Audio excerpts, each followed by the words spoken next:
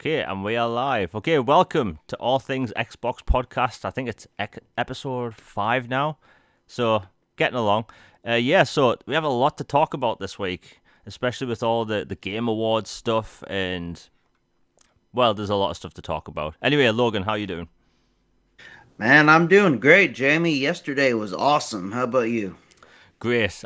We've been talking about backwards compatibility like constantly for it feels like years. And yesterday was a big day, but we've got to get into it. And I think the first thing we have to talk about is Forza Horizon 5.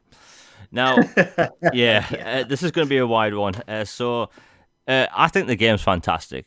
Like, this game is beautiful.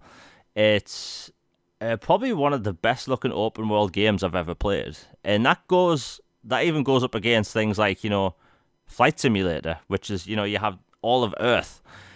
So Forza alone, like, that game is just stunning. And what they've done is that they've made it more accessible, not to just people that you know require more accessibility options. It's just more fun. Like, I don't know, maybe it's because I drove around the UK so many times in that last game, and I was seeing environments I'm used to. Mexico is just fresh. And the mission structure, it seems more single player orientated, even though there's a very big community part of it. But like, what they've done with that game is incredible. And when it comes to driving games, like, I'm not the biggest driving game guy. Like, I like Forza, Motorsport, Horizon, and I like the occasional dirt game, and that's pretty much it. So like, the fact that Horizon's like hooked me in like so far like this, it just goes that playground games, they can make addictive games. And I don't know, have you played it? I haven't jumped into five yet, but I played extensively four, and I'm familiar with the series, and I was blown away by four and everything I've seen from five and watching friends and others play it and clips and technical breakdowns. It's phenomenal. It literally does everything you could ask for and more or game that's a racing. It's pristine visuals, the handling, technical performance, environments. They added more. It not a huge narrative, but they added a little bit more human interest. They've added tons of things to do, make it more arcadey, but kind of also still keep a little bit of the sim vibe of classic Forza, and it's blown everyone away, and that's why I wasn't shocked it was snubbed. Obviously, I expected that to happen, but it still is when you hear it, you're just kind of like, huh. I don't know. That opens up a whole nother topic about like, are these award races genre locked to where no matter how good a game is, if it's not in certain genres, it has no chance whatsoever. Because, like, even Metacritic chimed in, which, they never really go after anybody, but I saw them today. Geoff Keighley posted something about the award nomination process and what was eligible and stuff, and they're like, well, actually, and they said all these games were eligible, including Forza Horizon 5, which, oh, by the way, is a 91 compared to these other ones. And if you're all about critic score, then wouldn't you want that to factor in to your evaluation? And it was the highest rated one of the year. So it was just really funny to kind of see them clap back. Yeah, I mean, look, since we're already on the Forza topic, we might as well go into it. Like, this game just hit a million players. Sorry, 9 million players. Like, that's huge for a game a week into its launch, right? It hit almost 2 million players before the game even released. So there was that many people buying the game up front and, buying the early access, upgrade. And it just goes like, people like these types of games, right? And people love it. It's one of the highest rated games of the year, yet it gets snubbed at the Game Awards. And look, I'm not ranting about Square Enix this week, so I have room for another rant, and that's about the Game Awards, right? I think the program that Jeff Keighley puts on is great, right? there's not a lot of high-profile game award shows. We have the BAFTA Game Awards in the UK, but nobody watches that. It's a black tie event where it's only streamed on YouTube. They don't even advertise the event properly. It's a fantastic show, and when it comes on next March, I recommend everyone in chat and everyone listens to this, watch the BAFTA Game Awards next year. And here's the thing, like, I think Jeff Keighley does an incredible job putting on the show. He really does. But, like, every year we see these snubs, and it's always for various different reasons. Star Wars Jedi Fallen Order missed the cutoff date. You know, things like that. A racing game just is the highest rated game of the year, or one of the highest rated games of the year, and it doesn't get, like, a nomination for best game of the year. But when you look at the list, it just looks like games were put on there just for the hell of it.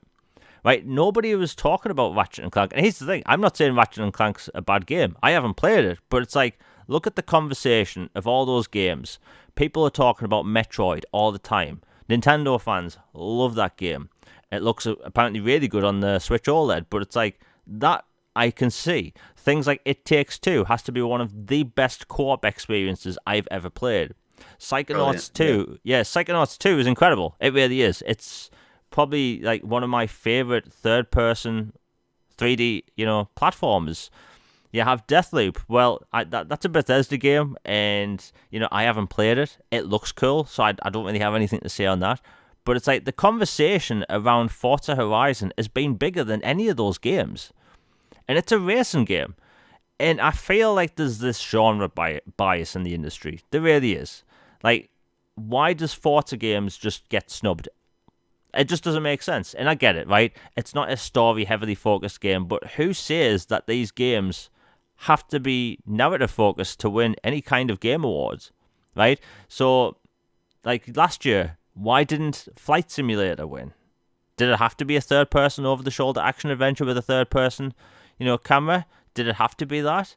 Or does it have to be some, tearjerker game? It just seems it has to be one of those things. And, like, I don't know. Like, the thing is, whenever I've listened to, like, any high-profile, like, people talk about this year's Game Awards, they've said, like, this year's been dry when it comes to games. And I'm like, how? This year has been anything but dry. Stacked. But the conversation always goes to, well, what about Sony's, third party, or I should say a third person, like, big release?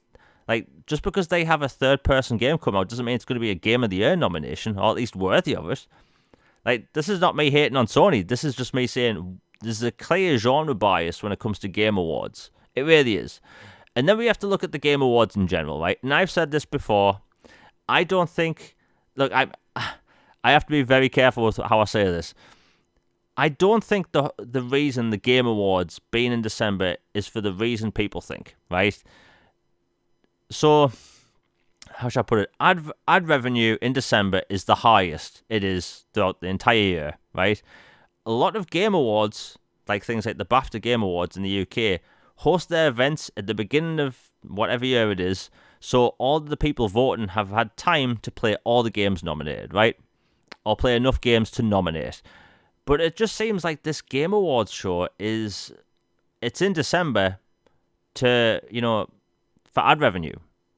And I guess I get it, right? It's an expensive production. He does a fantastic job. But it's like when you have this dude dressed up as a razor come out on stage and talk about, how people need to buy razors. And then you have people talking about, like, literal sales of games on video game stores right now. It seems out of place. It's an award show that people watch for the new game reveals, which doesn't really seem like that's the right reason to watch. Like, when I'm talking about the BAFTA Game Awards right now, nobody listening right now watches the BAFTA Game Awards. There's no game reveals, and I can't blame them. Who watches the Oscars, right? The games, I should say, the movies that win Oscars are films nobody's heard of. You have The Boy Who Had a Cardboard Box for a Head win an Oscar. Nobody's heard of that, right? And I think that's the same with the Game Awards. It's that it's a popularity contest. But at the same time, shouldn't 9 million people playing win the popularity vote? Like, it's weird. Like, Forza just gets this snub every time when they clearly deserving of a nomination. I don't know. What do you think? Do you think I'm right with the whole, like, genre bias thing?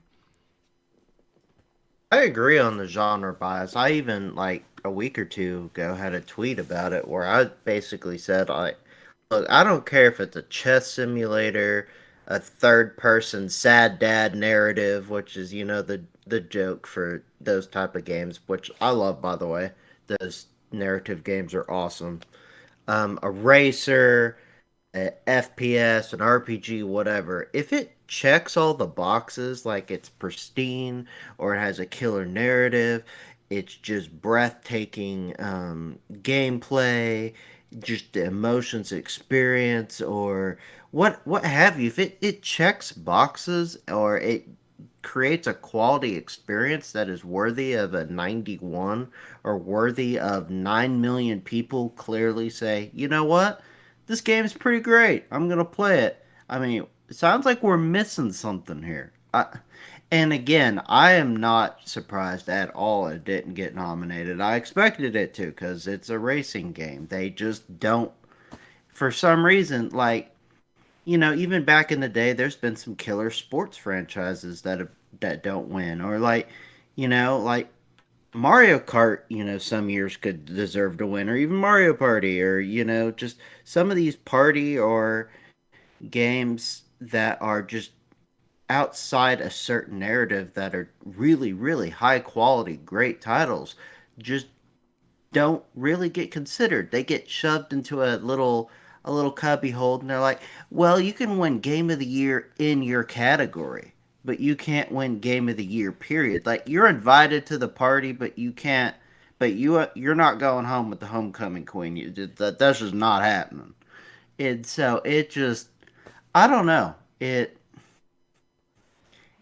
just feels weird, and I don't know what can change it, or if it's just the show is just gonna be the way it is, and you have to just hope other shows change.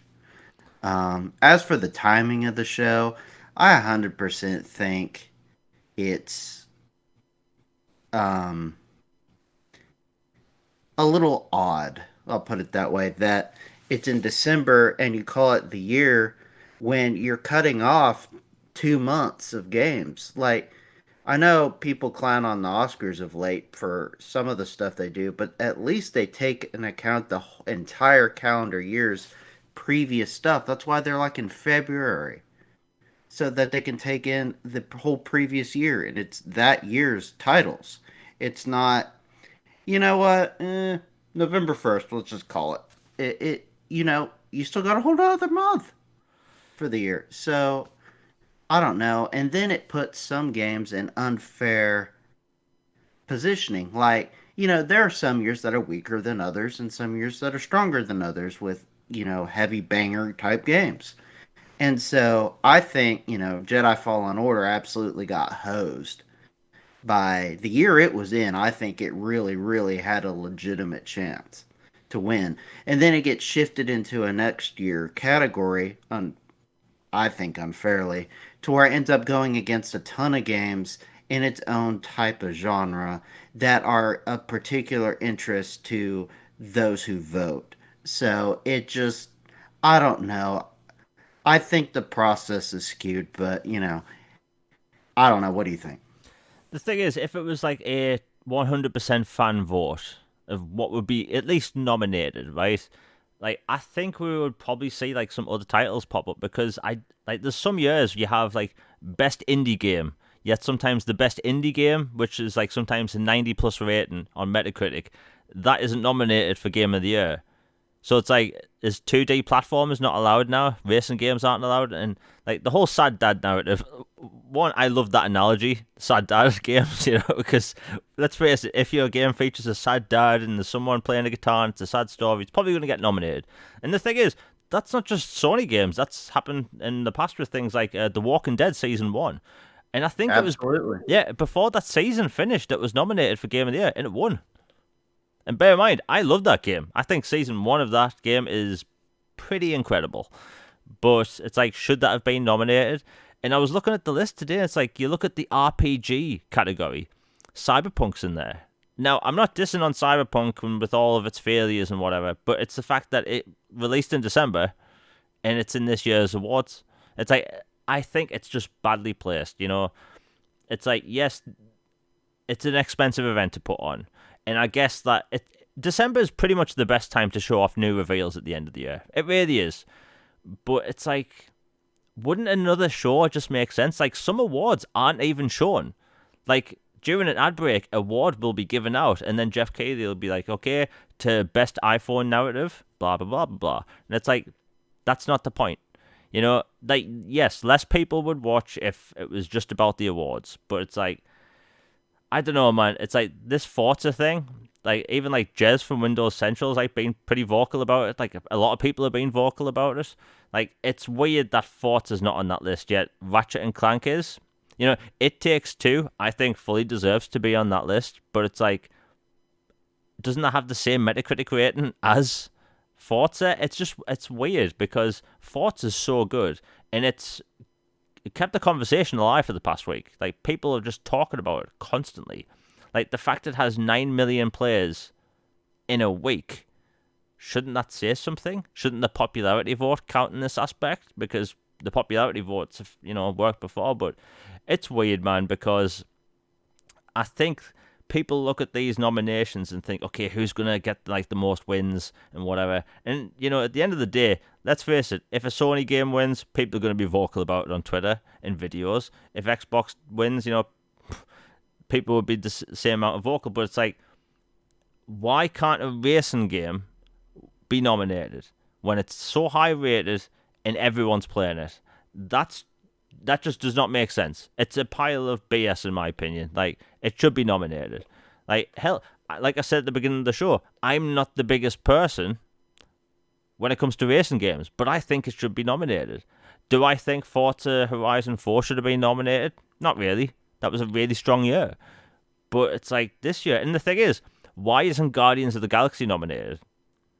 Like, because that has arguably some of the best voice acting and narrative this year, and that's a third-person over-the-shoulder action-adventure, but it's not nominated. Is it because it's a third-party game and it's made by Square Enix? Like, we could ask these questions all day. It's just, I think it comes down to genre bias. Because at the end of the day, let's face it, when the Game Awards have their fancy trailer showing what won what, when they end with Game of the Year, car game, like, it's not going to get the same reaction. Like, I think The Last of Us winning last year, and that game being kind of controversial at the time, that got people talking. And I think a car game winning Game of the Year doesn't make the conversation last, even though I think it is deserving of at least the nomination. And I think that's the main argument. People want it to be nominated in general, and it's just not getting the attention it deserves, which is a shame because Playground Games, they put their heart and soul into these racing games, and it's a shame, man. It really is. And I think, I think this just goes to show people should pay more attention to other game awards.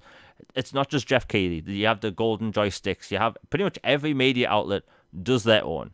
And you also have the BAFTA Game Awards, which I will advertise because they don't. they literally don't advertise their own show. Anyway, we've got to move on because the topic's just giving me a headache. So I legit didn't even know you could watch it on YouTube. That was a news flash to me. I just always checked the highlights after. I had no idea you could actually watch it. Exactly. Nobody knows. They don't talk about it. Like, everyone, including Jeff Keighley, I do it. Like, you advertise your own projects on Twitter. The BAFTA Game Awards, they don't do that. It's the BAFTAs. It's a very prestigious event. They don't talk about YouTube, and it's where they broadcast it. Like, you can't watch it anywhere else. It's weird, man, but I think more people need to watch that. And I think that'll be in March, and they should include pretty much everyone. And I hope in the future, Jeff Keighley, at least, they open up to the beginning of December for, nominees available. But I don't know. Something needs to change, and this game proves it. But yeah, we have to move on to Game Pass. So once again, Phil Spencer was asked in an interview about Game Pass and its sustainability. And I think everyone listening, probably rolls their eyes because we've heard this before. Like, the thing is, Microsoft is a $2 trillion company, right? Now, I'm not saying they have infinite amount of marketing money and, amount of money you can put into games. But it's like, people are worried about the service when you don't have people worrying like this for other services. Over 100 million people subscribe to Netflix, and we get new movies all the time. We get exclusive content and licensed content, and people don't argue online about whether it's viable. But when it comes to Game Pass, people feel the need to be concerned every minute. I mean, Phil Spencer's answered this question about 26,000 times, and yet we're told once again it's viable, it works. And think about it, Microsoft have ended things earlier for less reasons. Like the Xbox Watch was going to be a thing, never took off, never even left the research labs. They had an Xbox tablet, never came out to the public. Their smartwatch, the Microsoft band, they ended that after I think Series 2. The list goes on. Microsoft and Xbox, they're still around 20 years later. And Game Pass has been around for what, 5 years? 4 years? But only people have been talking about Game Pass for the past, I'd say 2.5. Like 2.5, it's been like a big deal. And he had to go in like people shouldn't have to worry. And I think that's the problem. We don't have to worry, but people keep asking. And it's always a topic. And whenever I've made some little joke on Twitter about it, about people keep having to ask, I always get people replying saying, but I want to know, is it going to ruin Microsoft and Xbox? And it's like, no, you don't. You don't care. I think the problem with Game Pass is it's finally changing gaming. Gaming's been in the same hole it's been for 50 years. You go out, you buy a game, you play it. Do you want to trade it in? Trade it in. You don't? Keep it. But while every other form of media has changed, books, TV, movies, audiobooks, like everything else has changed, music, except gaming. And then the second there's an option to play games another way, people are worried. Look at the programs and movies like Disney Plus is putting out. Like Hawkeye looks movie quality. Captain Falcon and the Winter Soldier, that was movie quality on a streaming service, and it was like 6 parts. And I think people just need to like worry less. Like if you're getting access to this content for like X amount of money, why be concerned trolling Microsoft, the biggest company on the planet? I don't know. What's your thought on this? Oh, I just think it's funny. They try to make it sound like, Phil's at the corner, with a guitar case open, just asking for money while he plays songs for requests. Like they're losing money at left and right. They're a over $2 trillion company. They're doing just fine, and I don't know. It's just funny, the narratives, and then like the whole like, well, at least I own my games and this and this. I'm like, are you saying that about The Crown or Squid Games or whatever series you like as well? Are you saying the same thing about that? No, you're not. You just like it and you enjoy it because it's on the service you subscribe to. This is the same thing, just in a different format. It's been archaic. Like, for some reason, like, entertainment is a fast moving medium, except for gaming for some reason. Gaming has been incredibly, arduously slow to adapt in some areas, and then rapid fire in others. And then this whole, brick stone store model of buy, sell, trade, and that's it was just what was used for decades. And so when somebody stirs the pot and tries something else, it throws everybody for a tizzy. And I think in particular it's because of who did it, not just because that it happened.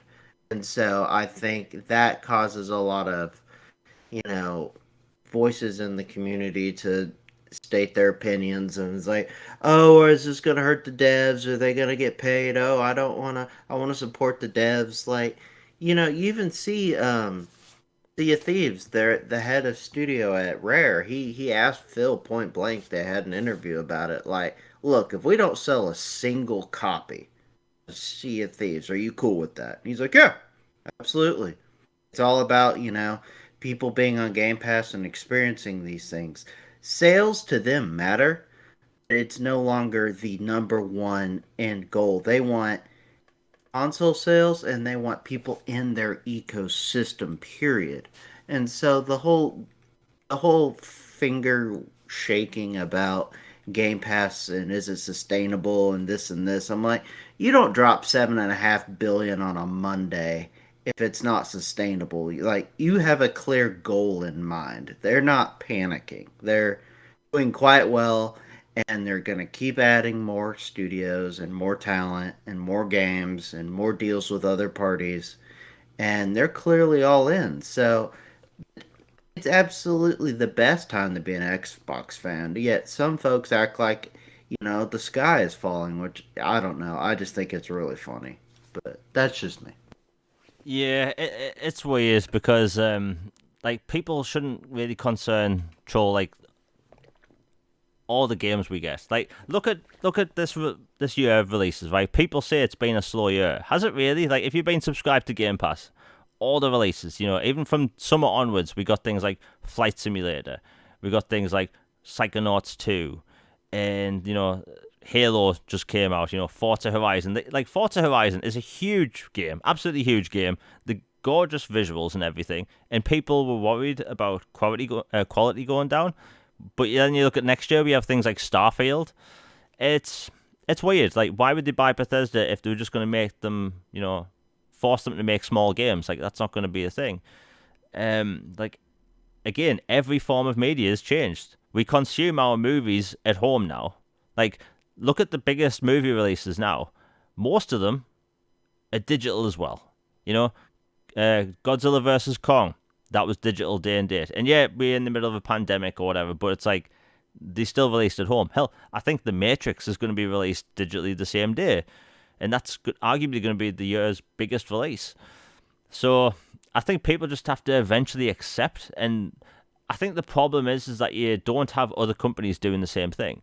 We had Netflix, Disney, Amazon, Apple do all this video content, via streaming or subscription services, but you only really have Microsoft putting the amount of millions into Game Pass. Like, PlayStation Now is a thing, and you can download games, but they aren't really talking about it. If you look at their social feeds, they don't really do the same thing Microsoft does. And I think that's one of the problems, is that people are finding it hard to accept because only one of the big three are doing it. And I think, let's face it, people like to say they love to own their games, and they think it damages the quality. But if all of PlayStation games were available day one, they would subscribe in a heartbeat. And the thing is, they will eventually. They'll do it, just as the games are going to PC. Like, remember when Microsoft started porting games to PC as well? People were worried. People would think, oh, nobody's going to buy consoles. But people are buying consoles in the millions. Like, it's a different market. It's like, I think people just have to acknowledge these companies are just trying different things. Microsoft has taken a future approach. They are looking towards their future. Like, people's way into gaming in the next 10 years will be via Game Pass or subscription service in general. Like, hell, Netflix is getting into gaming the same way Microsoft is. But, that's a different story for another day. But it's like, it's okay to consume game content the same way we consume movies. Like, I don't understand why people are against it. And the thing is, you can still buy your games. So if you want to buy Halo Infinite's campaign the day it comes out, you can buy it. You can support the developer. Like, I plan on buying it. Why? I don't have to, but I'm going to. And I don't know. I think people are afraid of change. They worry that it might damage the industry because just Microsoft's doing it. But imagine Nintendo doing a subscription model for their games. Their games sell upwards of 30 million, right? Like, that would be the talk of the town, and people would be okay with it all of a sudden.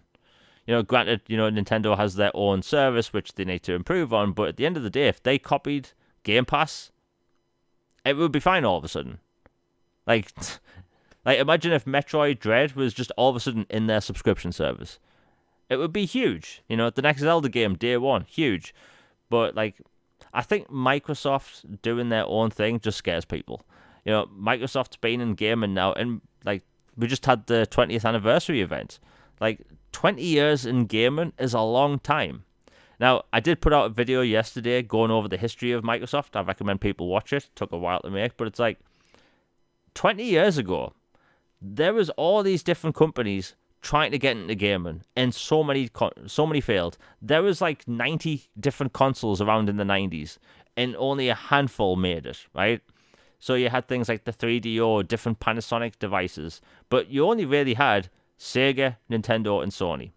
And then Sega kind of fell off with the Dreamcast, but it's like Microsoft came out with the Xbox in a time that was filled with competition. Hell, there was going to be a digital-only console back in the early 2000s called the Phantom. I don't know if you've ever seen a trailer for it, but it's like that was going to be the first digital-only console. And, it had, companies backing it and they pulled out last minute. But it's like back in the early days, they were going to do something similar to Game Pass. The idea has always been there. I used to be subscribed to OnLive. That terrible streaming service back in 2010. It was terrible, right? Streaming games in 2010 was not the best experience. I would never recommend people go back in time and trying that. It was horrible. But the fact is, it was available. And that was a way to play games. I think people just have to accept eventually that this is going to be a way to play games going forward via subscription services. You can still buy your games. You still get discounts if you subscribed. You can buy games before they leave Game Pass. The quality of games aren't going down. If anything, look at the games we're getting now compared to the past few years, right? We only used to get Halo Gears and Forza. It became a meme. It became a meme so much that Microsoft acknowledged it, bought a bunch of studios, and now they're correcting their shortcomings. So they have Bethesda making a bunch of RPGs and a bunch of different style of content. We have Playground Games making an RPG at the same time as racing franchise. They have Forza Motorsport working hard at the next entry, which is going to be, a live service game, blah, blah, blah. But it's like they have all these different types of games coming, which are going to be high quality, and people are still concerned. They have no reason to, and that's the problem. But I don't know, man. Like, you subscribe to Game Pass. Like, if you unsubscribe to Game Pass tomorrow, would you notice it? Yeah, I would. Yeah, I'd notice. It'd be like someone shutting the water off at the house. So it's like that's a bunch of titles I'd instantly lose access to.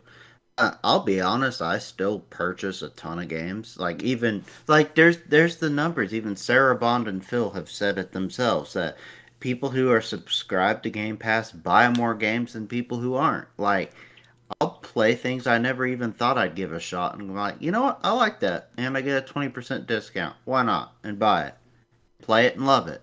So yeah, and like the major first party titles, a bunch of them I still purchase. Like especially ones that have steelbook. So I got one of the special editions for Halo Infinite coming that'll have the steelbook, and then the Gears games I make sure I get a steelbook edition. Like there are a few first party titles I particularly love and mean a lot to me personally, and that I've always collected. So I absolutely will keep doing that.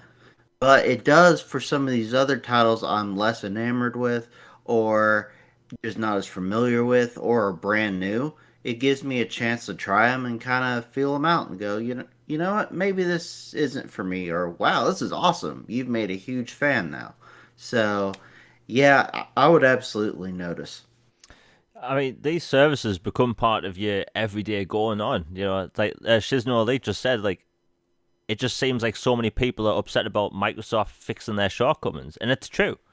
Like, I think success is a fantastic thing. We should always root for something like this to be good because we benefit in the long run. Because if Game Pass succeeds, we get more games, right?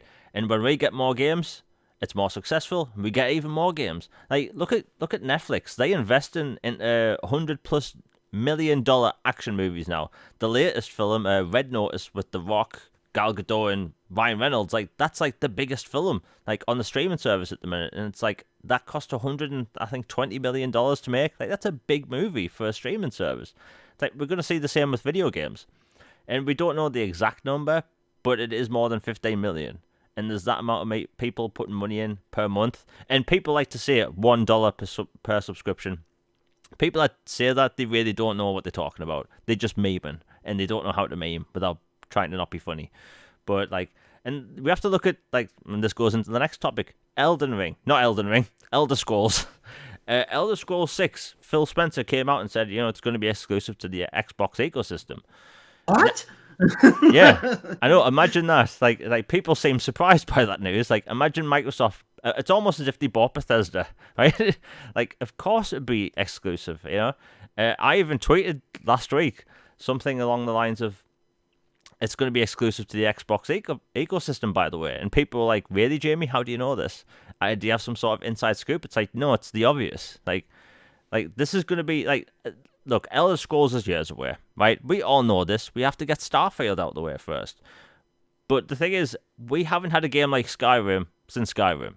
The next game we have like that's going to be Avowed. That's a story for another day. But the fact that Elder Scrolls 6 is going to be exclusive to Xbox, Microsoft's always had this close relationship with Bethesda. You look at Morrowind on the original Xbox. You look at, I was going to say Obsidian, but Oblivion on the Xbox 360 going out first, and you have like mod support on Fallout 4, which was on Xbox One first, and it's like they've always had this close relationship. They always have, and it makes sense. And the fact that like Elder Scrolls 6 is going to be absolutely massive, not in scope, not just in scope, but it's going to be big for Microsoft and Bethesda. You know, one of the main reasons why Microsoft bought Bethesda was for Elder Scrolls. Like, that's a household name. People know that just like they know Lord of the Rings. People know it's a household name. And when you tie things like that to Game Pass, it makes it look better. Look at every Game Pass trailer you've seen. You see Doom Guy. You see Master Chief. You see these recognizable game characters. You see Dovahkiin. But when you have a new title in a follow-up to Skyrim, everyone knows Skyrim, other than the memes they see every day. Skyrim's been around for years. They come out with a new version every other year. But it's like, people love Skyrim. People want more of it. We haven't had new, like, Elder Scrolls in a long time. And it's going to be a big deal. It really is. Like, people will buy Xboxes to play that.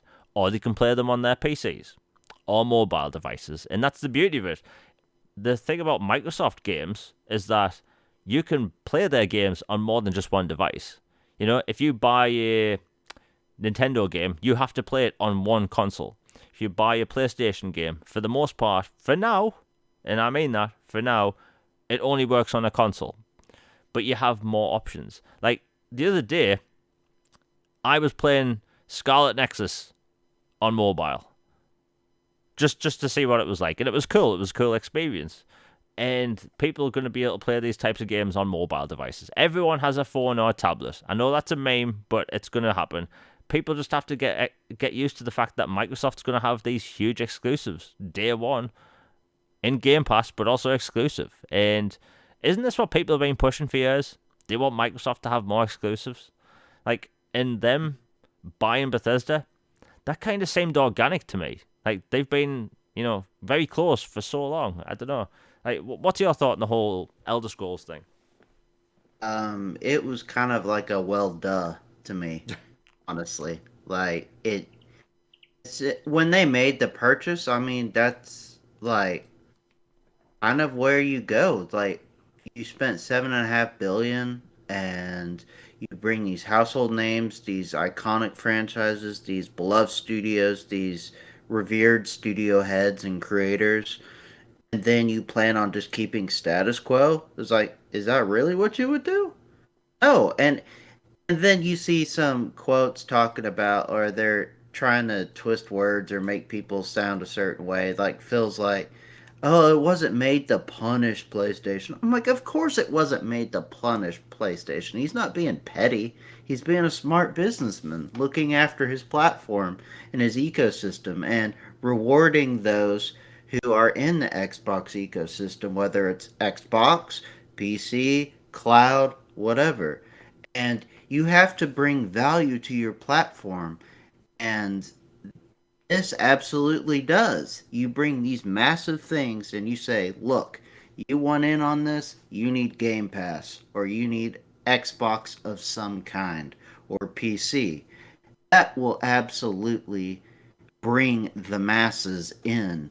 Bethesda alone is massive. You add that to the other studios they've acquired and cultivated over the years, and you're really cooking with fire there.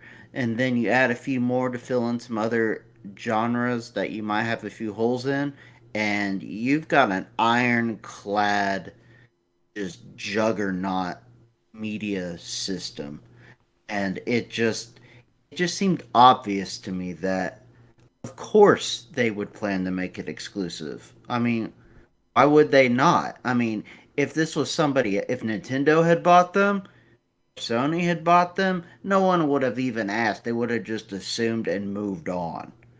It's because it's Microsoft for some reason.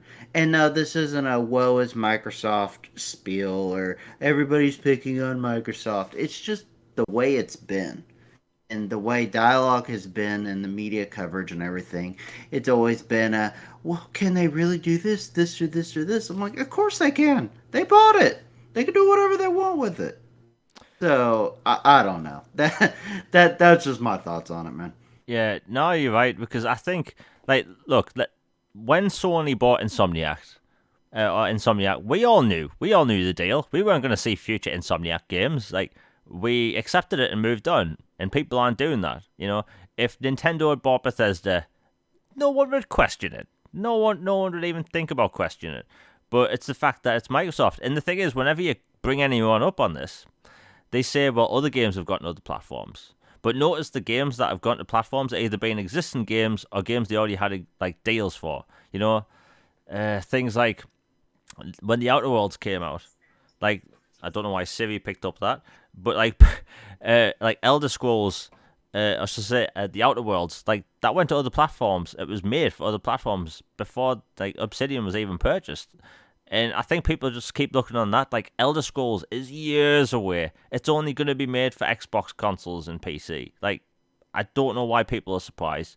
And I think it's just because news is kind of slow, and people just want to keep talking about the Bethesda thing.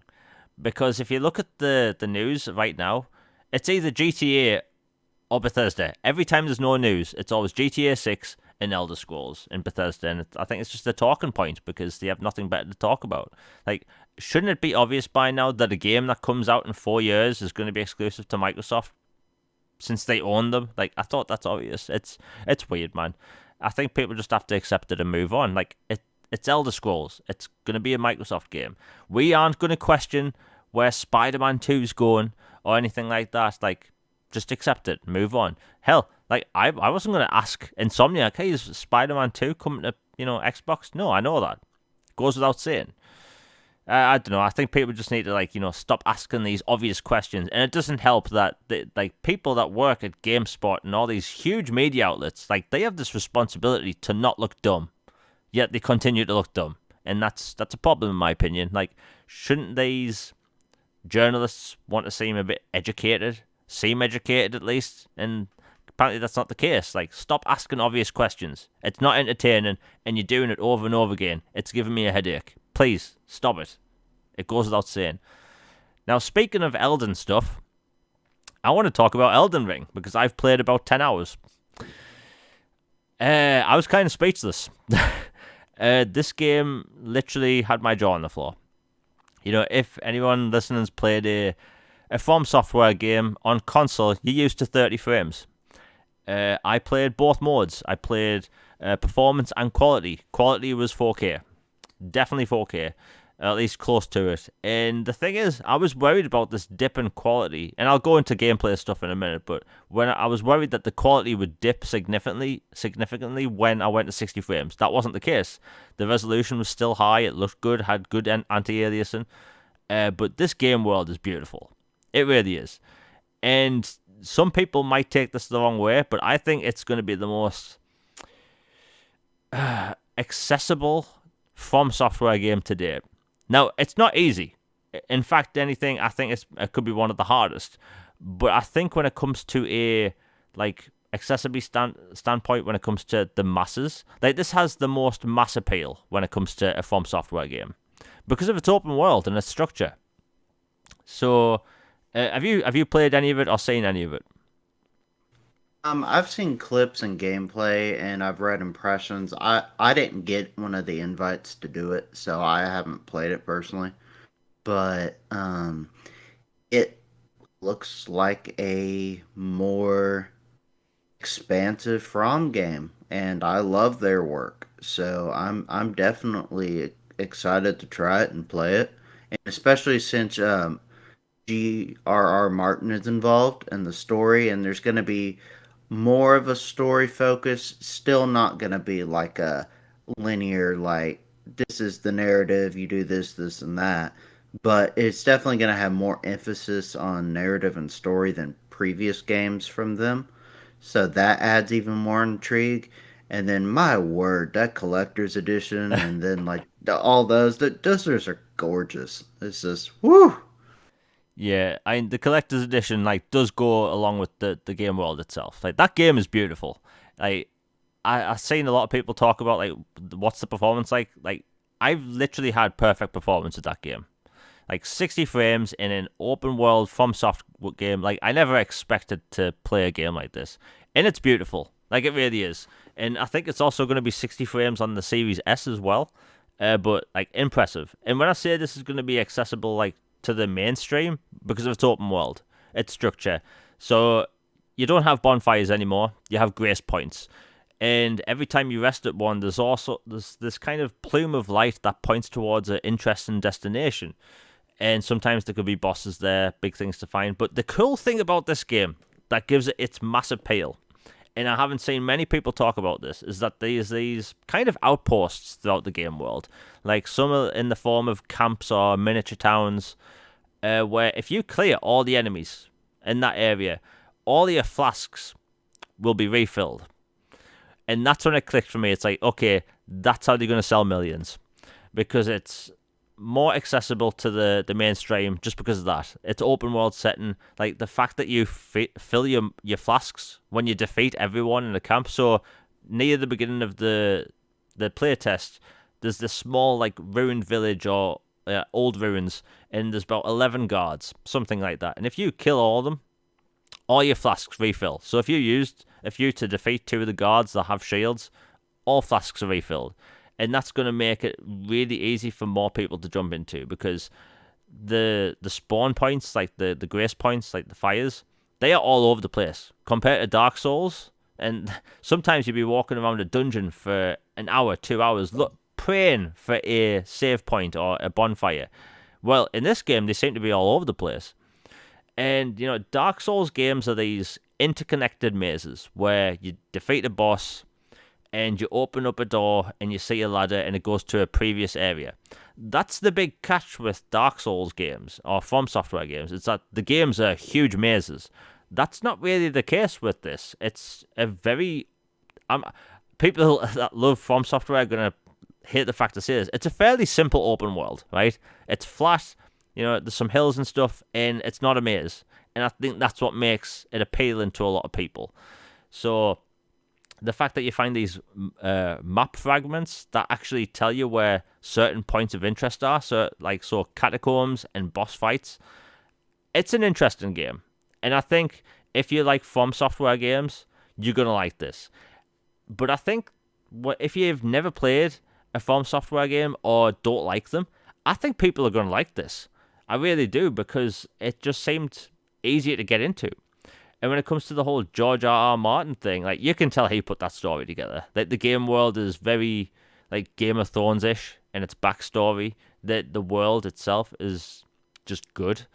The bosses, there's about 4 bosses in the demo, one of which being a dragon. Bear in mind, you can't cheese that thing. Like, I tried many times. That thing will wreck you in about 30 seconds. You can't just hack away at its feet with a sword and think you're going to win. Nope, no, it will jump up and burn you with fire. But, like, it's a good game. Like, I think people don't realize how huge this is going to be. People are already talking about Game of the Year contenders next year. I'm not kidding. I do think Dying Light will top this, just because I'm a huge Dying Light nerd, and I love From Software games, but Dying Light for me just, I don't know. But I think a lot of people need to pay attention to Elden Ring, because this game's going to be massive. And the fact it was a playtest and I had no glitches surprised me. I didn't have a single glitch, no bugs, no nothing. It was flawless. Now, if we look at things like GTA recently and stuff like that, like, everything seems to be buggy, no matter what it is. Yeah, this was flawless in its performance and everything else. Like, no flaws whatsoever. Like, I've played From Software games in the past and I've had bugs. I didn't have this here. It was a playtest.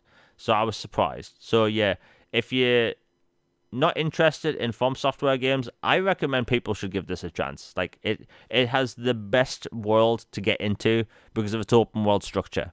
Like, if you like clearing out outposts in Assassin's Creed games, you're gonna love this.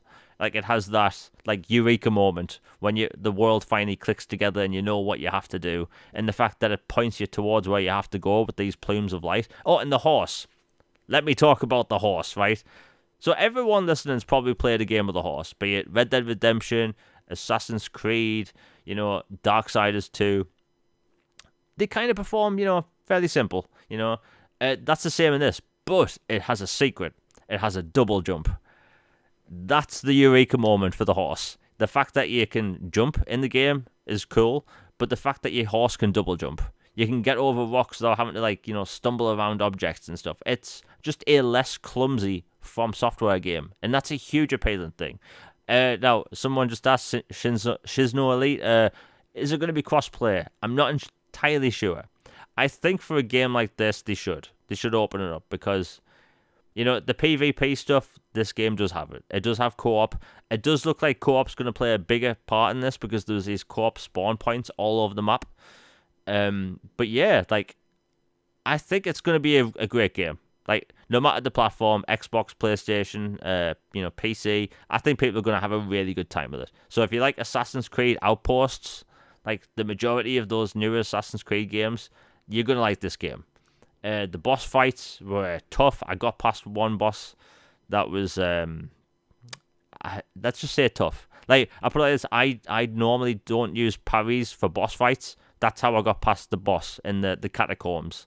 But yeah, it's a good game. Like, I hope they put out a public version of this because the impressions, like, I want to see more people talk about this game. Like, they only gave, like, a small amount of people, like, codes, which was a weird way to go about it. To test the multiplayer, they should have went mass with it, but we have a few months before the release. Mr. Joanna Dark, I willed Max Payne and Binary Domain into existence. Yeah, we'll talk about that in a bit. We're getting close to that. But yeah, Elden Ring. Xbox people, PlayStation fans, PC, play Elden Ring when that comes out. I just hope they do an open beta because, oh my, what a beautiful game. Like, it doesn't have that FromSoft jank, in my opinion. It has, like, this very clean look to it. I don't know. A very good game. I loved it. I can't wait to get back to it. It's a shame that they didn't open up game capture. That was a disappointing part because we can talk about the game as much as we want. We really can. We couldn't stream it live, but we also had game capture disabled. So no screenshots, no video, unfortunately. But yeah, I can talk about it all day. Incredible. Like Bandai Namco and From Software have got a hit. Like, this is going to be a mega hit. Even for people that don't like From Software games. I don't know. Is there any part of this game you want to know about, Logan, before we go on? It checks all the boxes for me from a From game. It sounds definitely more accessible. And I know there's some in the Get Good crowd who don't like that word, but it doesn't necessarily mean they're toning down the encounters or stuff. They're just making some mechanical adjustments that sound like it makes it more of a open entry point into their type of game. So it sounds like a good title to me. And like you saw Sekiro, it won Game of the Year at, we talked about Keeley's show earlier. It beat Death Stranding, which many people kind of just assumed would win. And there is a very strong love for From games, and I have a feeling this one's going to do some real big numbers. If nothing else, critically, it will do massive. Yeah, critically, this is going to be pretty huge. But, like, good thing you mentioned the accessibility thing because I've got stuff to talk about. So, like I was saying, co-op, it seems like co-op's going to be more viable for people to go through. In previous Dark Souls games, you had to have humanities, these kind of rare items to get co-op players. It looks like they've designed a chunk of this game to just play with other people in mind, which is really cool. But one of the cool things about this game, and it doesn't really tell you off the bat straight away, is that you have flasks throughout the game. One is for magic, and one is for health. Well, I don't play Dark Souls games using magic. I use sword and shield like a knight. Well, you can actually distribute what you want flasks for. So you had 2 for magic, 2 for health. You can distribute like all 4 to health or all 4 to magic, depending on how you play. So for people that are new to From Software games who want to go all in on health, they can do that. It's just, I don't know, it just seems a lot easier to get into. Not difficulty wise, it still kicked my ass. I'll put it out there. It kicked my ass big time. But it still felt fair. Like, I felt like I was failing because of me, not because of the game, tricking us or like cheating in any way. But yeah, I think, Elden Ring, fantastic game. Like, and we only had a small chunk of the map that was kind of fairly big at the same time. So yeah, people, please pay attention to that. Great game coming. So we had the 20th anniversary event last night, and it was awesome. I just want to put it out there. I thought the pacing itself was fantastic. Like, going into this, I don't think people should have expected, new game announcements. Like, it was a celebration. Like, this is... Xbox have been in the console business now for longer than Sega was. Like, that's a big deal. Like, Sega was in the console business for a very long time. In Xbox, 20 years, that's a big deal. Like, I remember when they launched the original Xbox, like, people didn't know whether they could trust Microsoft with a console. I remember back then, people not, like, wondering would they be lasting 5 years. And here we are 20 years later. They have arguably some of the most recognizable faces in gaming. And yeah, great. What did you think of the production anyway? I thought it was brilliantly paced. I thought they did a phenomenal job of introduction with the original Xbox head was really good. Was a really good and smart touch. Starting with him, and then transitioning and having that little documentary tease, which looks awesome, by the way. Like, an award-winning um, indie developing crew has gone in, and they are making a series on the creation of Xbox and how crazy an idea it was, and how unlikely it was to have happened, and how 4 guys basically from a back room at Xbox were able to come up with this idea, and how they were able to finally convince Ballmer and Gates and others, like, look, we're not just some dudes in a garage making a box. Like, this is something legit you should take seriously. And I'm really looking forward to that. That comes out in December, I believe. And then, yeah, the BC stuff was obviously incredible, and we'll have a whole segment on that. And then the ending with Halo was brilliant touch, and having, Sarah Bond and Phil and others, it just showed a wide spectrum of faces from Xbox, past, present, and future, and I think it was about perfect, honestly. I came away very, very happy.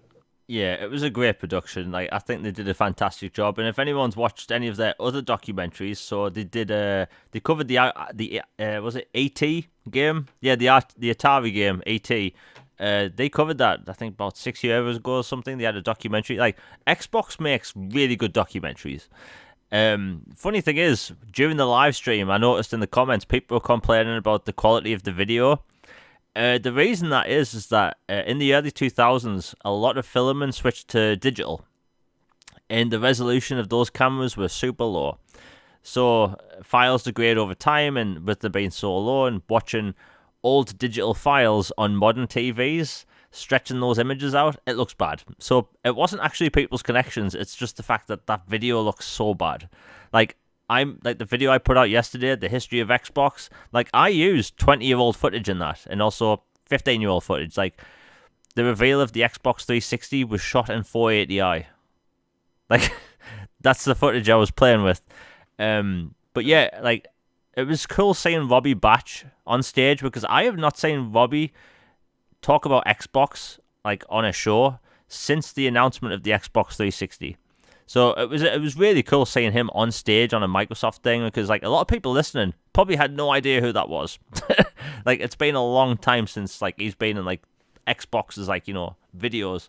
But yeah, it was really cool to like have so many callbacks to like the origins of Xbox. Seamus Blackley like talking about Xbox. Like the original Xbox was almost never going to happen. Like Bill Gates and Steve Ballmer at the time, like Microsoft was this. They made Windows. They made Excel spreadsheets. Like even though they weren't a gamer a little bit, on Windows with Flight Simulator and stuff, like nobody took Microsoft seriously when it comes to entertainment. And like they didn't mention this yesterday, but one of the big reasons why Microsoft got into gaming, console wise, is that PlayStation, like they were taking hold of the entertainment center in general in the early 2000s with the DVD player, being able to play music and stuff. Like people were already looking back then where the future of media was, and Microsoft wanted to get in on that. And like the original Xbox, you could burn music and use it in some games. I remember in WWE Raw 2, you could use your own music in your created wrestlers like intro sequence. So it was really cool. But the history of Xbox, it's going to be something special. I think people will need to watch that. But we had a few announcements. So one of which being the Halo TV series that's been in development for years now, like a long time. And we finally saw a clip of it. And frankly, it was just a teaser, but I think it showed enough. It's going to be on Paramount Plus. So I don't know what that translates to in the UK, but we got about 20 seconds. We saw Master Chief put on his armor. Yeah, it looks cool. I like the fact that they're going for the Halo 4 armor, because to me, personally, that looks more realistic. It looks like something a Marine would actually use. It's very practical. I know some people don't like the fact that I say things like that when it comes to Halo, but look, Halo 4's suit is very practical, especially when it comes to like the trigger finger and stuff. But yeah, it looked very high quality, the suit. Like, if anyone's seen Halo Forward into Dawn, that was a mini-series. Like, even the Master Chief suit, and that looked good. So, like, I have really high hopes for this. Like, TV and video games are going to have a lot more spin-offs soon. Like, we're getting a new Resident Evil film and a Resident Evil series on Netflix, so that's going to be a big deal. But yeah, it looks cool that we're finally going to see Master Chief on TV. And hopefully that will be early next year. But one of the big announcements that I know both of us have been wanting to talk about is backwards compatibility. And yeah, we got a new batch of games. And the list consists of over, I think it's 76 games. 36 of the games in general we have that are backwards compatible have frames per second boosts, which was the big surprising move, because to this day, we never had a single 360 game feature FPS boost. But yeah, before I go into the list and what we get, what did you make of the whole announcement? First off, on the show, I enjoyed it. I thought it was appropriate that this is the history of Xbox, and Halo is part of it at core element, absolutely. And the show is a new branch for them going forward, expanding more into media like Sony has done with Uncharted and some of these other series that they're doing, to where they throw a tease of that in. Felt perfect that they did just a little hint of it before they went on to the Halo game. So that felt perfect and like well placed. And I'm really excited that Jen Taylor is going to be in it as Cortana, like the original voice. I mean, she is iconic. Like I could. It would feel wrong for someone else to be Cortana, honestly, to me personally. So it just having her in the show itself, even though it's going to be kind of a quote unquote different narrative than where timeline than the games are. I still think that will be key to keeping it grounded and like this is Halo. Like not only is there Master Chief and this dude in his huge armor and all these guns and he's just blasting through aliens and saving the day through insurmountable odds, but there's also Cortana keeping him grounded and keeping it like yes, this is Halo. So that is awesome. And then yeah, the BC stuff blew me away. I was euphoric at that. Yeah, I think you've cut out. Uh, yep, you might have to jump back in. Yeah. But yeah, I think it's Can been. you hear me? There we go. That was quick. Okay, continue. Okay. Yeah. Did you hear anything I said? Just past Cortana, and that's it. Just I'm really glad Cortana's there, and it being Jen Taylor, she's iconic, and it wouldn't be the same without her. So absolutely glad she needed to be part of it. And the series looks good, right touch, and just a little hint of it at the event. And yeah, the BC news has me euphoric, man. Yeah, so the announcement over 70 games, most of which, I think they said all of them actually, consist of auto HDR. Now, I'm not going to read the entire list because I don't want to put people to sleep, but there's games on this list I never thought we'd even see backwards compatible in general. So we have things like 50 Cent Blood in the Sand. Like, that game, I never thought, I never even thought about requesting that game, ever, because that game has a ton of licensed music. Things like Advent Rising from the original Xbox, Avatar: The Last Airbender, The Burning Earth. Now, if I remember correctly, that's the game where people can get 1,000 gamer score in about 2 minutes, which was a meme back in what 2007. I wish I might get that just for the achievement points. But yeah, Bankshot Billiards 2, that's from the 360. Binary Domain, right. So I put out a video in June talking about most wanted backwards compatible games. And I made sure to include in that list games I've talked about in the community, and I actually paid attention to what had been tweeted out the most. Most of the games from that list are actually backwards compatible now. And one of those being Binary Domain, and it's also 60 frames per second. I'll talk about that game in a bit. Conan from the Xbox 360. I had no idea this game existed, and now I want to buy it. Things like, the Fear franchise, backwards compatible. I know, Logan, you're a huge fan of these games. That first game in particular, scary as crap. Back when I played that. But yeah, it's a great list, man. Like Max Payne, the entire trilogy, backwards compatible. Like all three games. It's just a big deal because the list's really good. Like Risen 1 and 2, these kind of strange RPGs. A bunch of Star Wars games. Star Wars Episode 3, The Revenge of the Sith. I played the PlayStation 2 version of this game. It's fantastic. People need to play this. If you love Star Wars and the prequels, play this game. Star Wars The Clone Wars. Star Wars Jedi Knight 2. Jedi Outcast. Time Splitters 2. I mean, what a good list. Oh, more games I never thought would be backwards compatible. Mortal Kombat vs. DC. Underrated fighting game. I recommend people play that. I have to check if it's available digitally. It's physical only, I believe. Oh, well, unfortunately I've got it. But yeah, if anyone wants any of these games and they're digital only, people, buy them now. Because a lot of these stores are upping the price of them. Like some games are going like upwards of $100 now. So buy them physically if you can. Mortal Kombat 2009, that's backwards compatible. People have been after that the most when it comes to fighting games. Things like Quake Arena, Red Dead Revolver, Resident Evil Operation Raccoon City. That surprised me because who was really asking for that? Lego Lord of the Rings, which is arguably the best Lego game. But yeah, fantastic list. Like, I'm honestly surprised by how good the list is. Now, this is the last list. We're not getting any more. And, it's a bittersweet thing. But the thing is, we haven't had any new games added in over 2 years. Yeah, I am a-okay with the way it is now. Like, obviously, would I like every single game to be playable going forward? 100%. I would love that.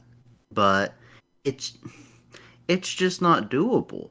Like, there a lot I know, like, if you tweet something out there saying, "Oh, they got most of them," then people get mad about that and say, "No, they only got this many and this." I'm like, you have to look. There's a whole bunch of factors that that we're not privy to that are controlling what can be made BC and what can't.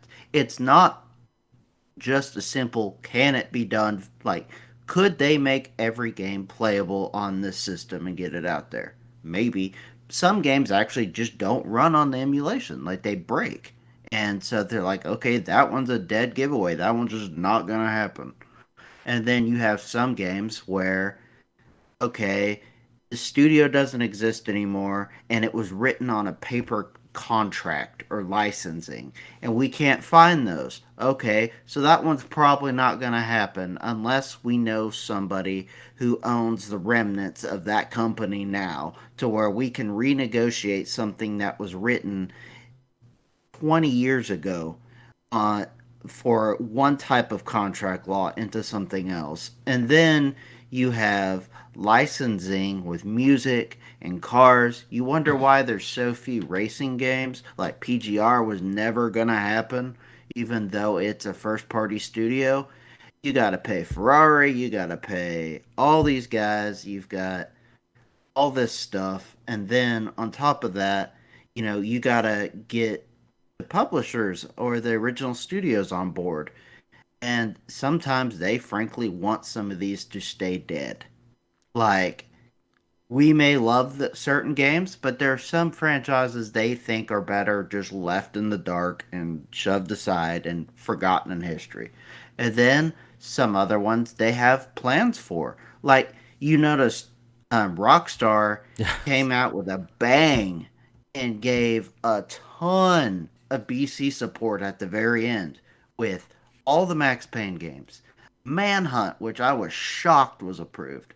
Um, and then Red Dead Revolver, and they had done GTA San Andreas and GTA 4. But notice GTA 3, Vice City, and were never made BC because lo and behold, they had a quote unquote remaster come out. And so they clearly had plans for those games, so they didn't make those BC. So you have that as part of the element. So there, I don't know. This is a whole can of worms, but it's just needless to say, they aren't just going, you know what, forget you. We don't want to put your game BC. It's nothing personal, and it's not them saying that game isn't valid or that game isn't important. It's that there are a whole huge number of reasons why any particular title can't be made BC, even some of their own first party ones. Yeah, no, you're spot on. Like, before I go into like the other BC details, like, licensing's a big issue. I complain on Twitter all the time. 2K specifically blocks game capture on almost every title, especially backwards compatible. So if it's the Bureau XCOM declassified, you can't record gameplay or take screenshots. The Darkness 1 and 2, nope. You want to play the original Prey from 2007? You can't record it. 90% of 2K games are blocks. Now, is that due to licensing? I think it's a publisher thing. But there are a lot of games that use licensed music that I don't think people really realize about. And I didn't even really realize it. So, one of the reasons I think game capture's blocked from, let's say, The Darkness. The Darkness from 2008, or might have been 7, has full episodes of the original Flash Gordon series.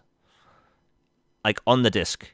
So, it's like they would have to license out that material, and the original Flash Gordon series came out in the 50s or something. So it's like getting a hold of like those contract owners and stuff. It's like I understand. Like, I would love everything to be backwards compatible. I talk about the Saboteur all the time, but that has licensed music from the 40s. Like, I don't know what that's like to get a hold of, like the contract owners and stuff. But look, we got a huge list, and I think it was a good way to end it because we haven't had any new additions for 2 years. We really haven't. Are there some games that I think could be backwards compatible and they're not going to try? Yeah, I mean, let's look at Star Wars. The last Star Wars Xbox 360 game, which is Star Wars The Clone Wars Republic Heroes, that's another Star Wars game, right? That has Star Wars music, that's in other games. It's not backwards compatible. It'll never see the light of day. But hey, it is what it is. But, I mean, we got a cool list filled with titles I think no one really expected. Like, Lego Lord of the Rings in particular, like, the rights are all over the place with that game. And try and get it on disc. You can't buy it digitally. But yeah, that's the best Lego game. It has game capture blocked, but it's a brilliant Lego game. It has all of the audio from all 3 Lord of the Rings movies, like all the dialogue. So I kind of get, the whole game capture thing. But it's a great list. Now I want to talk over what else we got was frames per second boost. Now, a lot of these apply to Xbox 360 games. So I'm going to go over the list, or at least most of the list, as fast as I can. Now, these go up to 60 frames, or in some cases higher. Now, Alan Wake, Assassin's Creed, Binary Domain, Black College Football Experience, Doug Williams, Darksiders, Dead Space 2 and 3, Disney's Chicken Little, Dragon Age Origins, Dragon Age 2, Elder Scrolls 4 Oblivion, the Fear games, that's Fear and Fear 3, Fable Anniversary, Fable 3, Fallout 3, Fallout New Vegas, Far Cry 3, Final Fantasy 13 2, Lightning Returns, Final Fantasy 13, Gears of War 1, 2, and 3, and also Gears Judgment and Ultimate Edition, Cameo Elements of Power, Lego Lord of the Rings, Medal of Honor Airborne, Mirror's Edge, Nier, that's the original Nier, Resident Evil Operation Raccoon City, Rock of Ages, Sonic All-Stars Racing Transformed, Sonic Generations, Sonic Unleashed, well, I didn't even know that was backwards compatible, Star Wars The Clone Wars, and Vandal Hearts Flames of Judgment, a game I've never heard of. But we finally got JRPG from Konami. Okay, it kind of sounds like a JRPG. I'll have to look into it now, but it's a cool list, and I've played some of these games. So, Binary Domain, this sci-fi third-person shooter I've wanted to play for years, 60 frames per second, absolutely flawless. And people might be wondering, does this apply to games with X enhancements, such as Gears of War 1 through 3? I'm happy to say, yep. You are getting 4K 60 Gears of War 3 and 2 and 1. And it's amazing. It really is. Like, Dragon Age Origins, it looked dated the day it came out. It really did. It did, yeah. It came out in 2009. It was not the best looking game. And its performance was terrible. But now you have 60 frames. I was playing it today for about half an hour. It looks good. It really does. Well, the frame rate anyway. But yeah, Gears of War 3, 4K 60. In fact, I think the only game that dips in resolution is Elder Scrolls 4 Oblivion, and that dips to, I think, 1600p, but that's still high for a 360 game. So yeah, like, I'm very surprised they finally got frames per second boosts for 360 games, and I couldn't be happier. Like, playing, like, my first playthrough of Binary Domain, a game I've wanted to play for years, 60 frames, bloody flawless. And I couldn't be happier. It's just, yeah. Like, and by the way, Binary Domain is now, I think it's £9 in the UK. So it might be around that, in dollars. It might be like $10. Yeah, go to the store right now. It's super cheap. A lot of the games that are actually listed digitally are cheap. And yeah, people buy them. But yeah, I'm happy with this list, man. Like, yes, it's bittersweet, but I think they ended it with the right way. Because people have been wanting frames per second boost on 360 games since the announcement of FPS boost. So now we can finally play the Gears Trilogy. It's 60 frames at 4K, and that is absolutely massive. And even Gears Ultimate, and that's one of the best looking games from last generation, in my opinion. It's now 60 frames. I don't know, have you played any of these 60 frames boosted games? Yeah, I've played them, but not since the update. I even made a joke about on Twitter the other day, like, I've just been constantly installing all these new BC titles because I have a pile sitting here of like 40 plus titles that were added out of the 76. So I've just been installing all day, and I'm so happy with the final list, and the boosts are incredible. I know people, make comments about, like, what about Marcus Phoenix collection? I'm like, well, you look at this, it makes it unnecessary. Well, in my opinion, it makes it unnecessary because you've basically gotten remasters on all the Gears games free. Yeah. You don't have to buy another thing.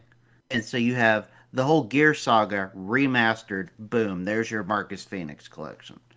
And then the Fear games. Those in particular were incredibly hard to get, I would guess. It proved, especially since Fear and Fear Files are only disc. So if you want those, I highly recommend you with quick haste go get them. And because Sierra no longer exists, and they were heavily involved in development of those games. And Fear is boosted, like you said. It is like a full blown remaster. We've sung the praises of Final Fantasy 13 Trilogy and how good it looks and how it was like a full fledged, look like a current gen game, like remastered for free. And they bumped it up even more somehow. I mean, the tech wizardry that that team does is just mind numbing. It's incredible. And yes, this is the final batch. I'm sad there won't be more, but I understand it. I'm reasonable. I understand that there are limits to what they can do.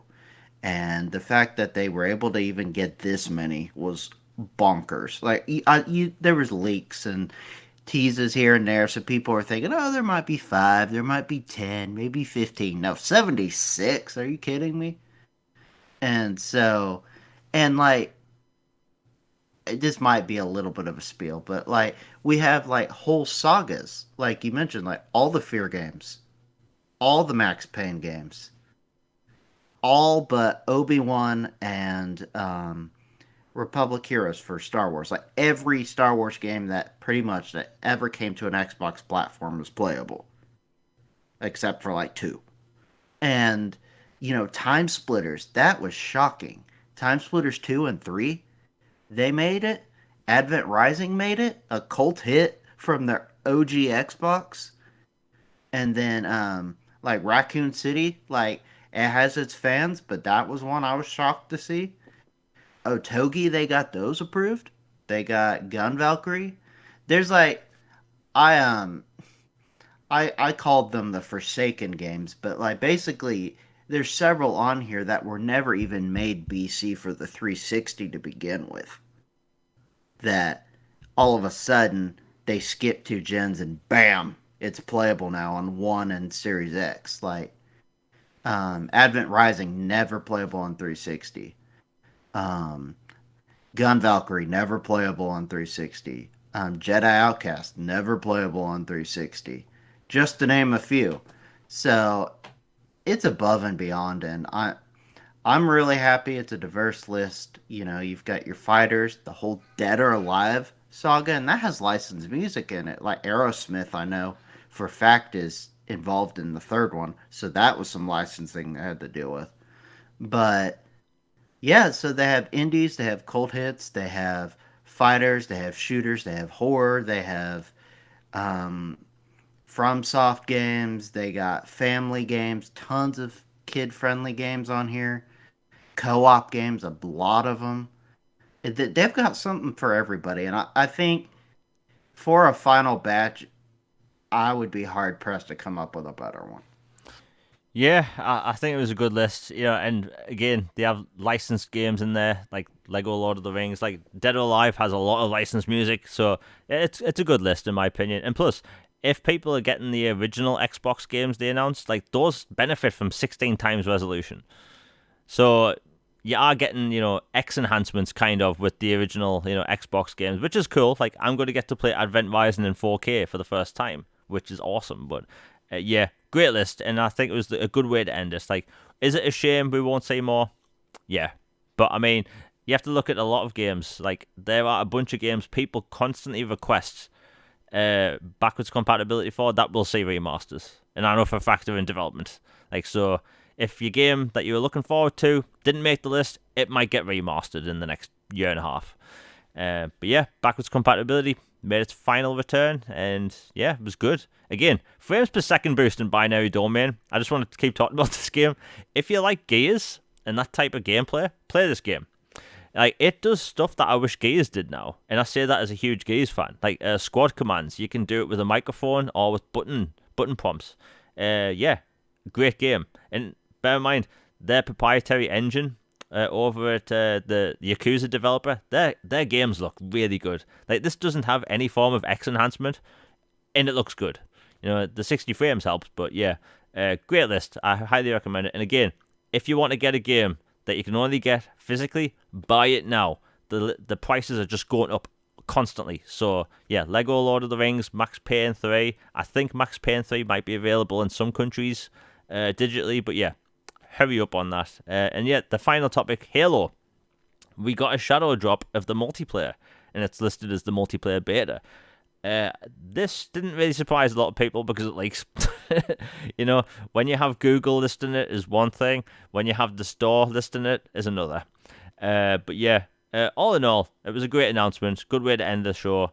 It made fans go nuts. Like, it had over 100,000 players within an hour. It went up to 250,000 players on Steam not long after. But yeah, the thing is about this, launch being a big deal, it's that Call of Duty and Battlefield didn't have the best launch.